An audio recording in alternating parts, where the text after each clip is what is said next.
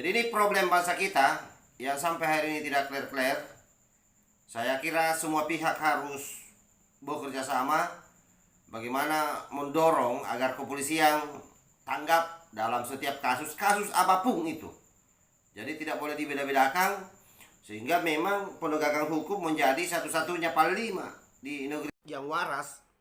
Tidak boleh mengalah terhadap mereka, para pencoleng-pencoleng agama yang menjadikan agama sebagai alat politik.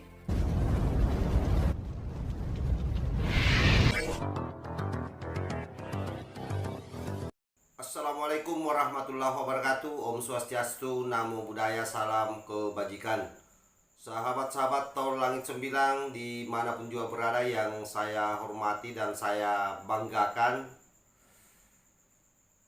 Lagi-lagi kita diuji dengan situasi kebangsaan yang akhir-akhir ini menjelang 2024 memanas. Tidak saja isu-isu terkait soal politik, tetapi juga persoalan-persoalan hukum kian hari juga kian carut marut.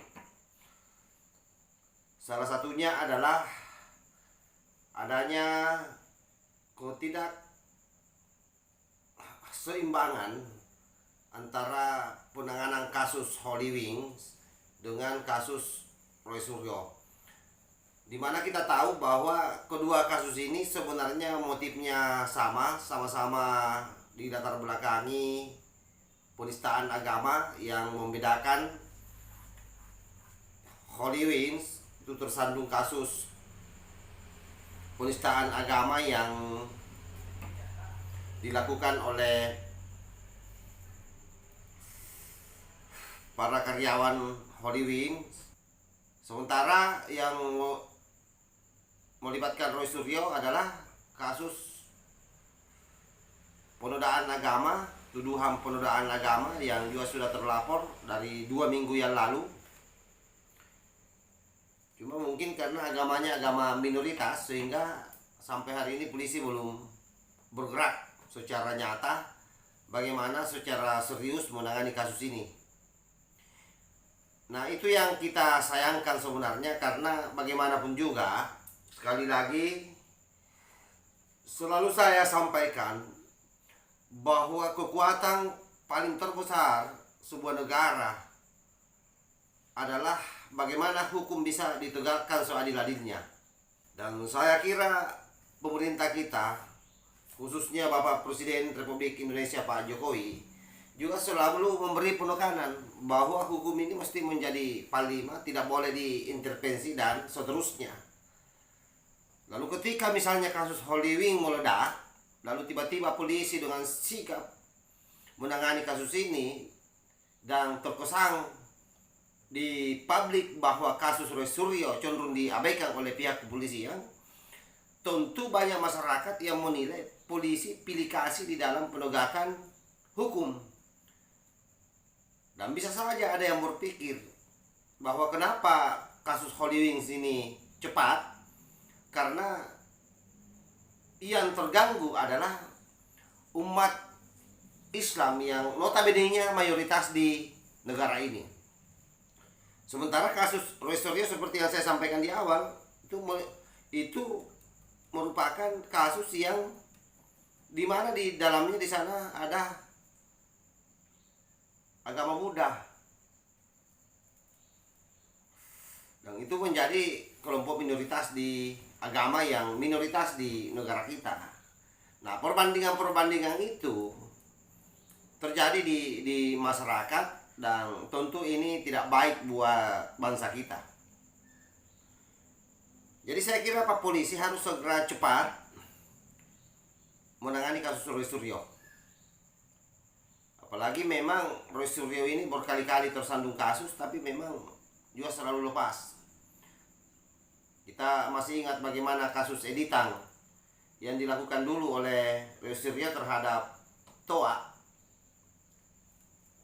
Gus Yakut misalnya, itu juga kan sampai hari ini juga kita tidak tahu bagaimana kabarnya itu kasus. Dan paling sering nyinyir setiap ada masalah-masalah terkait dengan media sosial ini Pak Roy Suryo ini. Mungkin karena ada backup jadi kepolisian. Jadi kalau hari ini misalnya masyarakat bicara soal bagaimana supaya Kapolri mundur, saya kira sah-sah saja. Karena memang kita sendiri, saya sendiri secara pribadi sebagai umat Islam itu merasa apa ya, sangat tidak adil apa yang dipertontonkan oleh kepolisian. Ada dua kasus yang sama motifnya, yang satu larinya cepat seperti kilat, yang satu seperti kura-kura dan bahkan cenderung tidak bergerak.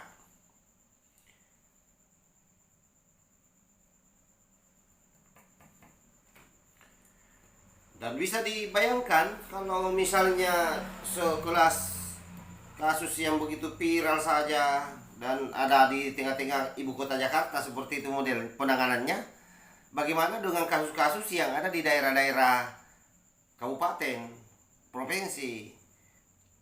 Dengan melihat apa yang dipertontonkan oleh teman-teman kepolisian Republik Indonesia pada tingkat pusat, tentu hal yang sama itu pasti terjadi di daerah-daerah, dan bahkan mungkin penanganan kasusnya jauh lebih rendah. Bisa saja ada kasus yang sudah berbulan-bulan belum tertangani.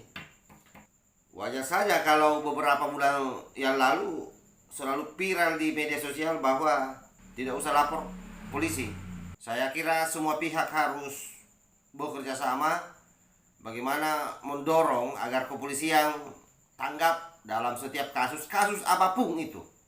Jadi tidak boleh dibeda-bedakan, sehingga memang penegakan hukum menjadi satu-satunya panglima di negeri kita. Dengan begitu, saya kira disintegrasi bangsa dan sebagainya itu kita tidak akan ragu terjadi di Indonesia kalau misalnya penegakan hukum bisa berlaku adil untuk semua.